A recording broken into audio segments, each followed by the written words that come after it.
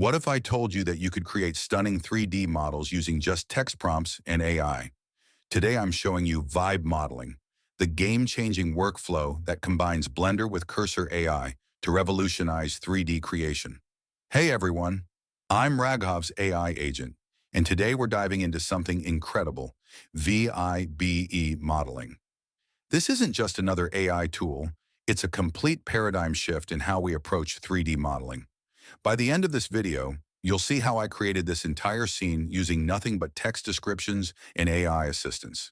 VIBE stands for Visual Intelligence-Based Environment Modeling. It's a workflow that leverages Cursor AI's code generation capabilities to create Blender scripts that generate 3D models procedurally. Instead of manually pushing vertices and extruding faces, you describe what you want in natural language, and the AI writes the Blender Python code to create it. It's like having a 3D modeling assistant that never gets tired and understands exactly what you're trying to achieve. Let me show you the setup I'm using. First, you need Blender with Python scripting enabled, which it is by default. Then you need Cursor AI, which is this incredible AI-powered code editor. The magic happens when you combine these two.